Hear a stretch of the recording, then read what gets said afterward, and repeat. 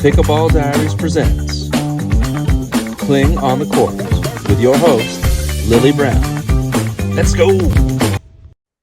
All right, welcome everyone to the very first episode of Klyng on the Court, the Pickleball Code. You know me, Andrew Gorman from the Pickleball Diaries Podcast. I'm here to introduce you to the host of the podcast, Lily Brown. She is the owner and founder of Klyng Performance Compression Wear. And she's going to be having a bunch of people on this podcast talking pickleball. How's it going, Lily? I'm great. Thank you. Thank you for inviting me and help us to start the amazing journey. And I'm really excited about this podcast. Absolutely. Yeah, I'm super excited just looking at the roster that's going to be coming onto this podcast. So, Lily, everyone's probably dying to know, how did you get into pickleball? A long story. I'm not even sure I can keep it short. So, okay, let's start with the long story. How? And thanks to COVID. And so that's how I started, and everybody, like a lot of people started. So I have no sports background. I don't think there's any sports gene in me even. So literally, like during the COVID, like everybody is just so bored, and somebody suggests, say, okay, Lily, do you know that game like anybody can pick up and like 70 years old, and like I think you can probably hit something and having fun of it. Literally, that's somebody introducing me about pickleball. I was like, yeah, the name sounds kind of very not intimidating. And so I was like really nervous. I remember I called at that time. It's like the only club in like our area. And I was like so nervous and chatting with the reception girl, reception lady, and she's so nice and said, like, I don't know. Do you think I can join your club? I don't know how to play. She said, oh, all you need to do is to start. You know how to serve, hit a ball, and then that's it. So literally, that's how started playing pickleball, and it was quite amazing. I started with a group of retirees. I'm the youngest one over there. They taught me how to do the scoring, how to serve, return, and that's it. I don't think we last more than 3 shots at that time. But yeah, it was really, really fun. No, that's very similar to mine as well. And then, of course, you starting to play pickleball, that also led to the creation of Klyng. Yeah. Let's hear a little about how you created that company. Okay, so back to the story, the origin. uh, I'm sorry, like you guys are professional athlete. Like you listen to this story, you're like so ridiculous. And it's true. Like I look back, I was like, wow, what a journey. So so going to the first sport, it's funny not thinking about if I can do the sport well. The first thing come to my mind is, what do I dress? what so I think I spend more time researching on pickleball wear, pickleball clothing rather than pickleball paddle, because like no brainer, you go to Amazon, buy the cheapest paddle possible. No offense to all the paddle companies, but like I'm different now. I'm a paddle snob right now, but you have to dress properly on the court, right? So it's interesting. Like there's no pickleball wear, and when people give me advice, it's like, okay, just wear golf clothes, tennis clothes. So, so that's it. Like I think for in the beginning, of course, like I was wearing a lot of mini tennis skirt, and by not really knowing what I'm doing on the court, for the first 6 months, I literally injured every possible way. Like I can injure, like it just come to the point, it's ridiculous. So So I said, no, no, no, no. This is not right. Like this is not. I love this sport so much. It's so fun. I love to hang out with my senior friends, um, and I want to play longer. I want to have longer time of fun. So at that time, I hired a coach, and I said, "Hi, Coach Mike, can you help me? I literally know nothing." He thought I was being humble, but actually it was not. And then he discovered after our first hit.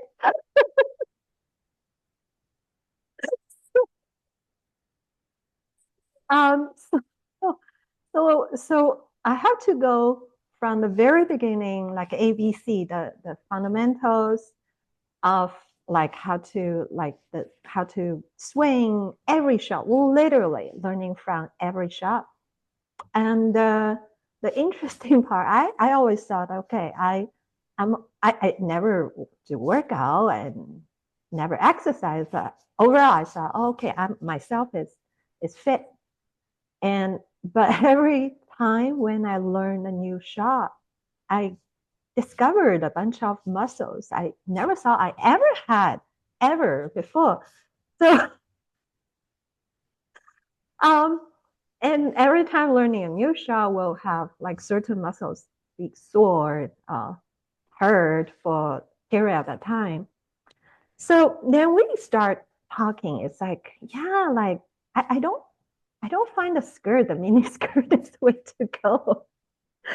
By the nature of like the pickleball, right? Like I think now like I know way more than back then, because pickleball is a very deceiving sport, and it looks very innocent, naive, fun, but it's very lower body um, towing. Like you have to stay low, and you have to engage the right muscle and the major muscle group, and rather than like the small muscle or like the round tendon if you're not doing it right.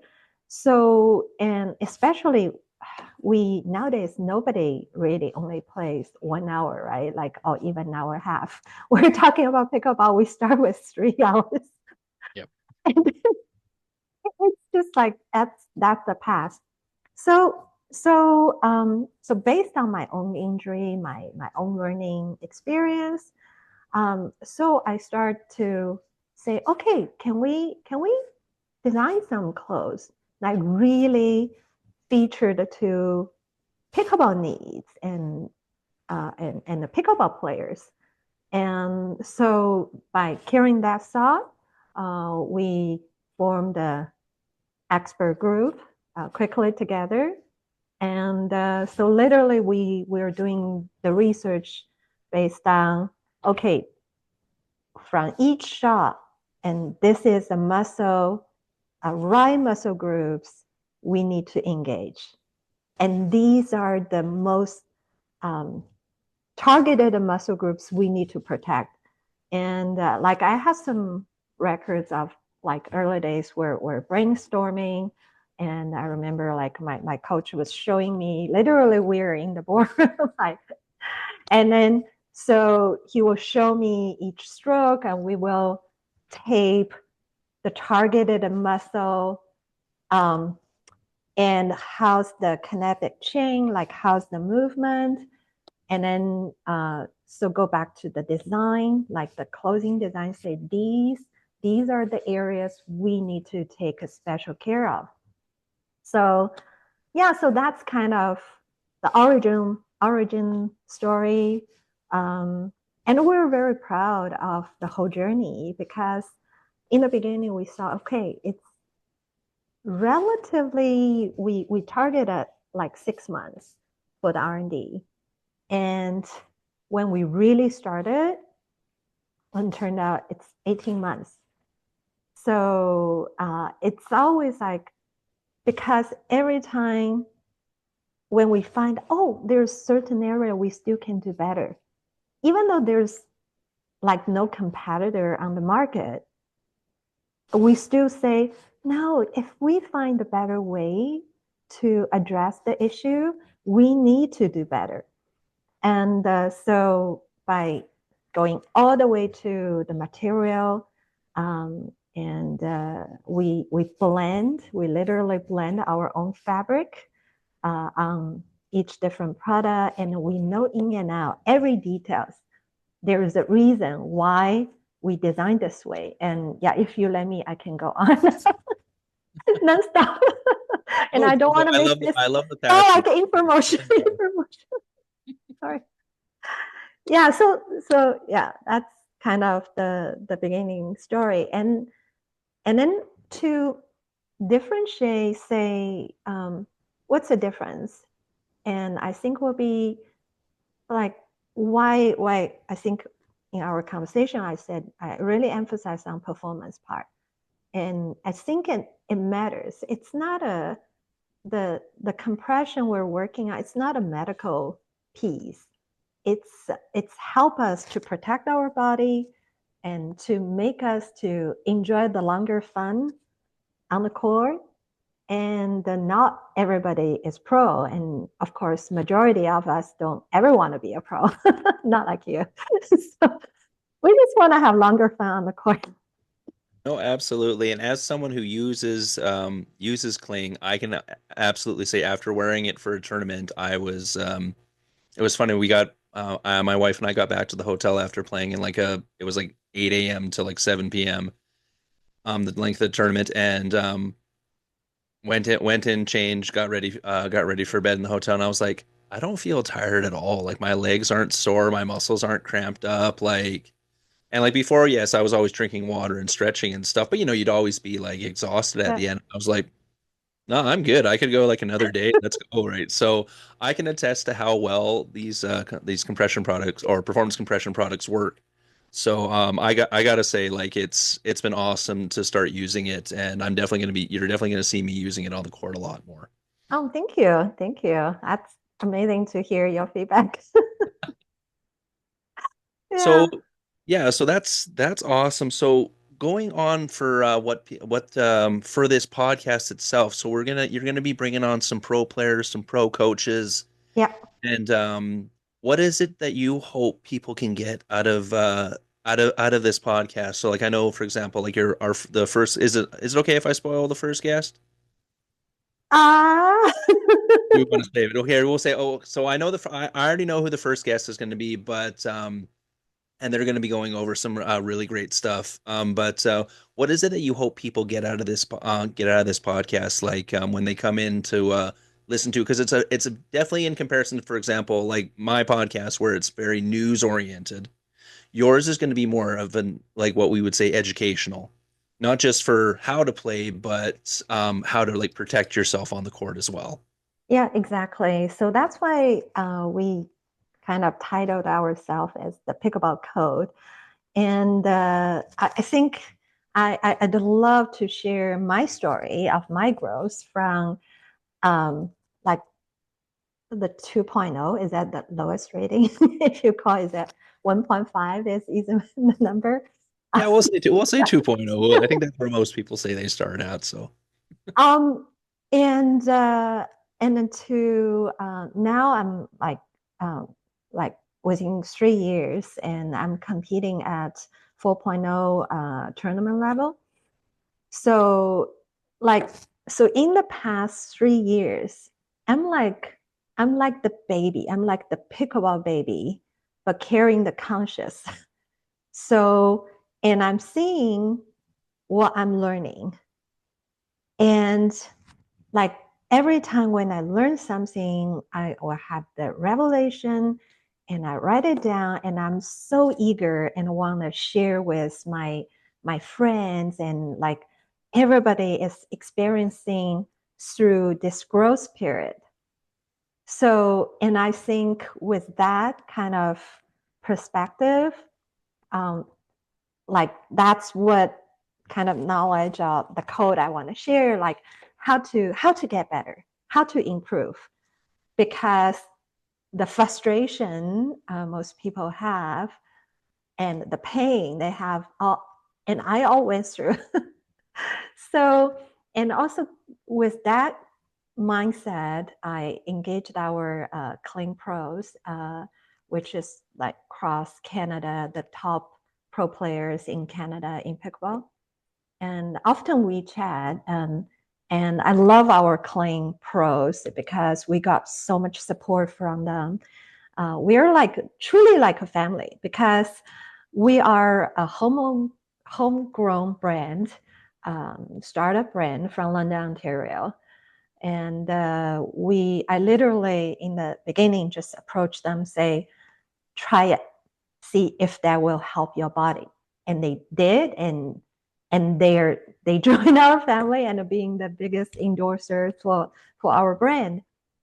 So, and it's a very Canadian way. So, so with that, and I often communicate and like kind of we chat and say, well, how can we help more Canadian pickleball players, and more than Canada, like all the pickleball players wanna get better and overcome the frustration throughout the growth and reduce the chance of going on the sideways, right? Like we all adults and we all have limited time, how to spend our time more efficiently and maximize and optimize our fun on the court.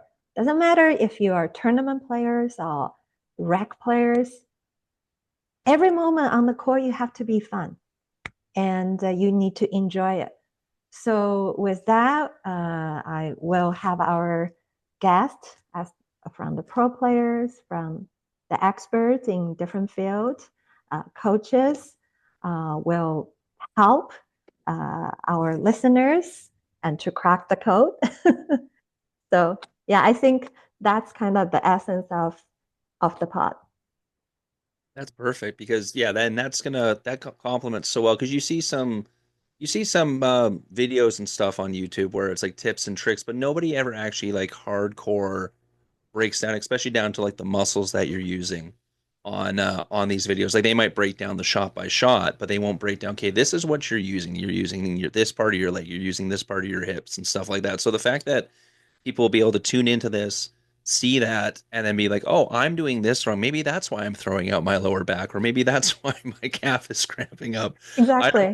I know for a fact for me, I almost threw out my lower back because I was clearly not bending my knees enough. I watched a little bit of game footage of myself playing, and I was like, oh, that explains a lot. So like it would have been nice to have this podcast when I was doing that because I was like, oh yeah, get lower, use your knees, protect your back type of thing, right? Like just like anything with lifting. But Yeah. now it sounds great. So and this is gonna be we're aiming for like a weekly podcast with this one, Lily? Yes, definitely, because we have so many topics to cover, and we'll have I think I can name his name, Coach Jeff, and so we will start a series with him.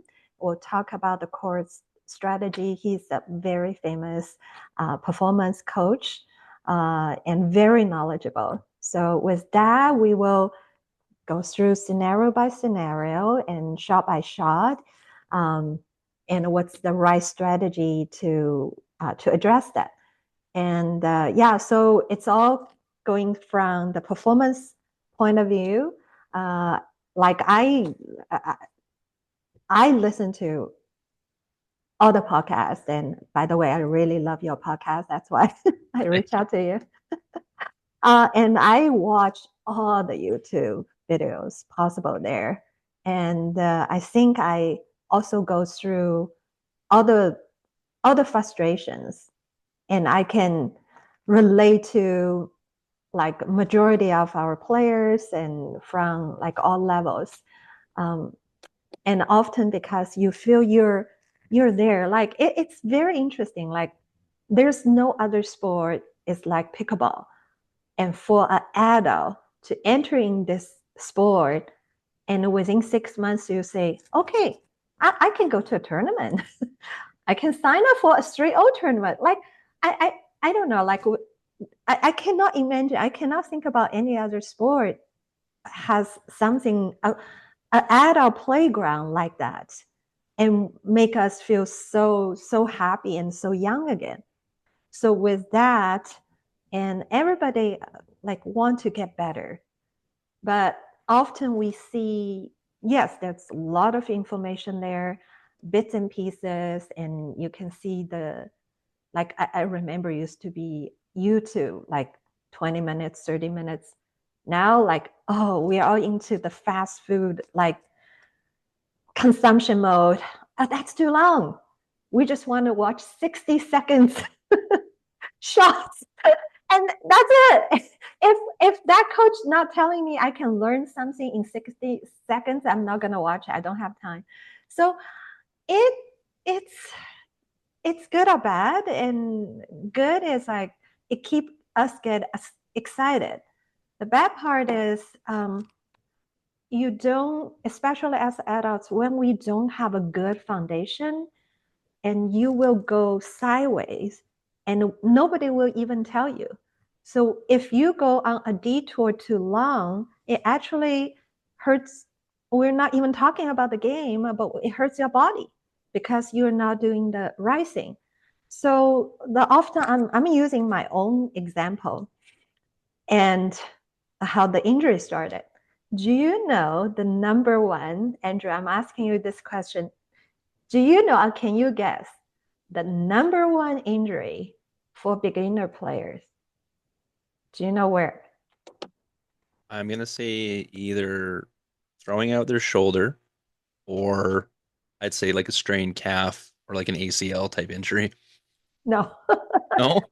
That's for advanced, like, okay, intermediate to advanced players. When you have your shoulder and like calf injury, because you're at least using the major muscle, Yeah. right? No, it's actually used to call tennis elbow. Now it's like pickleball elbow. Oh, okay, It's a yes. forearm. The thing is, here's the thing. And people think it's an arm thing, but it's a form thing because the beginner players, they are not using the major muscle, not using their lower body. And all they do is to just reach, like I'll reach to the position they're not supposed to be. So that's why they're overusing, like when they overreach to the position, that's why they are overusing the small muscle. And that's what happened. But because they, like nobody really tell them that. And especially when you stay at the rec level, you just want to have fun. And if you never pay attention, say, if I don't engage the right muscle, actually it has a bad chain effect. It hurts the small muscle, will be harder to recover. So once you have the tennis elbow pain, it will take 1 month, excuse me, 1 or 2 months to recover.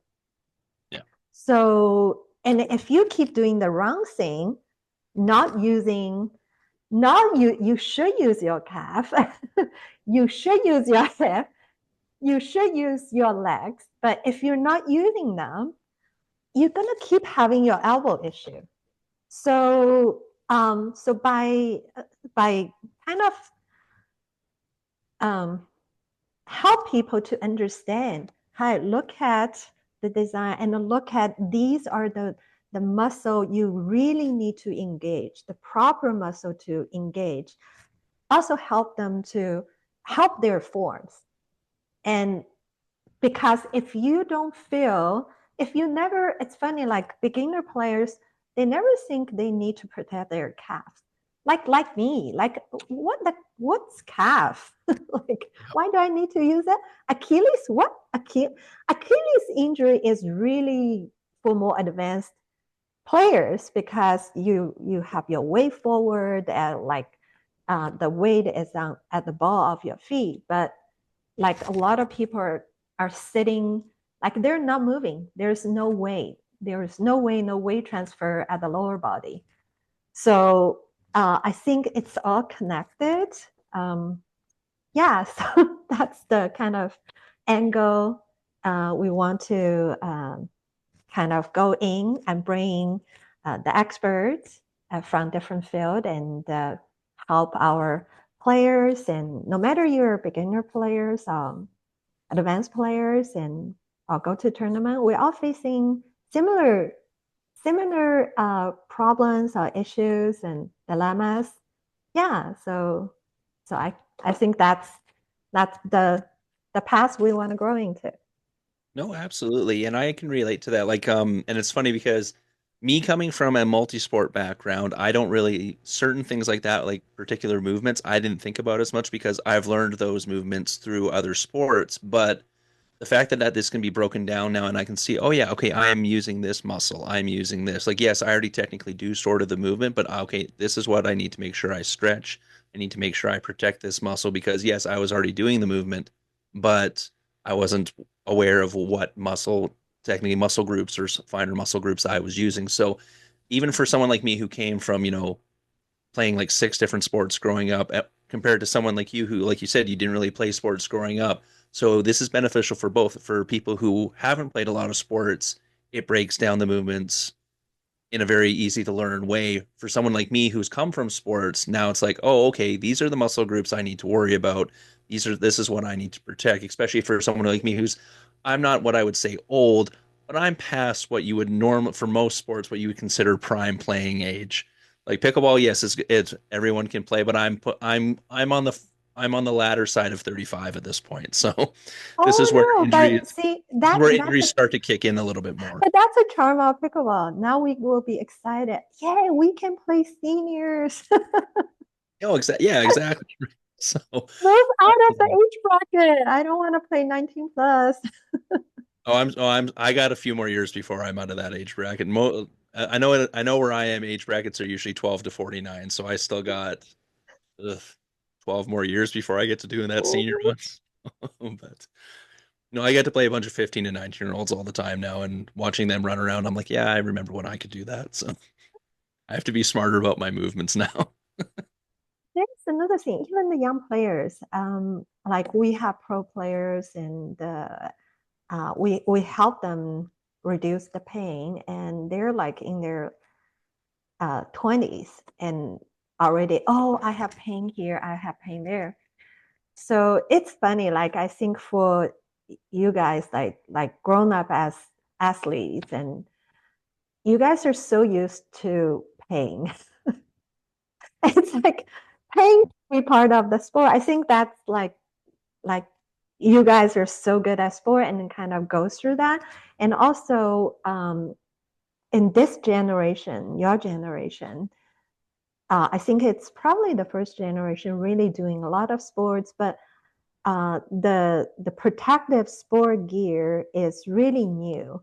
I I don't think you ever get fitted into kind of protective sports gear when you suddenly doing so many sports, like way more than other generations ever. Um, and from me, like I never had any sports injury before pickleball because I don't do sports. And having pain is just not normal. Like, why do I do sport and have pain? so, so I think that's probably it's good for our R&D because I'm coming in with a fresh set of eyes and different perspective, and like I often like we have very interesting conversation like between me and my coach, and I will say something, he will think like, what common sense? Like he's talking about sports. He said that's common sense. I said, I have no common sense. Like what you think it's common. You have 50 years racket background. You think it's common sense. To me, it's not. So, which is good. I think with that, we kind of really break down, okay, the alphabet. And I think that's helpful for everyone, like even for you, coming from seasoned sports background. And sometimes it'd be good to refresh. Okay, what's the fundamentals? Oh, absolutely. It never hurts to go back to fundamentals, especially if you've reached a block. That's for sure. Yeah. So, oh, thank you. We have, I think we have 6 minutes left. Maybe you can edit here. Oh no, yeah, absolutely. Okay, so I'll do a quick kind of a wrap up here. Yeah. But I think overall it's pretty good, right? Do you want to Oh ask yeah, no, more? that's great. Like the fact that we were able to kind of touch a bunch of different things worked really well. Yeah. I'll do a little wrap up here, and then we can kind of I'll cut. Um, So sounds great, Lily. I'm looking forward to this podcast. I'm so happy to invite it into the Pickleball Diaries family. You guys can watch it on the AG Squared Pickleball channel on YouTube. Of course, it's going to be on Spotify and all the other channels. I do recommend either Spotify or YouTube to start because the first couple of episodes are going to have some video demonstrations, so they're really great to watch. If not, but you can always listen because the coaches are very, very good with their explanations. So even if you're listening in the car, you can still they still paint a great picture for you. So looking forward to it, Lily, and I can't wait to be on the podcast again. Yeah, definitely. Me too. And currently, we're developing like our episodes with different pros, and I cannot wait to introduce them to our audience. And I think uh, it will be helpful. Like as I said, like doesn't matter what stage you are, as a beginner, intermediate, advanced, because these knowledge, I would say it's very systematic. It's almost like you might have your information or your pickleball knowledge a bit here, a bit there, but there is no system yet. I find in this sport. So I think what we try to do is kind of I will not say build a Wikipedia, but it's more like, okay, we kind of lay out the structure and then help you to relate to the information you learn a bit and bits and pieces here and there. And also we will kind of share our experience of, okay, at a certain stage, you might have these frustration, like you feel like, oh, am I stuck here? I'm not breaking through. Why I'm stay at 3.0 level? I want to be 3.5. Why couldn't I break it out? And same, like even with, I see there's a lot of promising young players, 4.5 level, want to break into the pro level, working on the pro qualifiers. And with them, I think often has a similar frustration, but like the higher level, but similar frustration. Why do I stuck? How can I break it? How do I like? Is there anybody can help me to move out of this state? And what's the next step? So with that, I think with a good kind of solid background, the infrastructure, and you can start to bring your current knowledge together and give yourself a clear view and how to improve and also how to find your personal goal of pickleball. Everybody's different. How to find your own happy place in pickleball. Exactly. Perfect. Well, it's been great, Lily. I can't wait to see the next episode coming up. Oh, Good luck. Well, I don't know why I'm saying good luck. I'm going to be in on this as well the whole time. So thank everyone, make you. sure you tune in. Don't forget to like and subscribe. Go ahead, Lily. Sign us off. Thank you so much. And I will looking forward to see everybody very soon again. Thank you.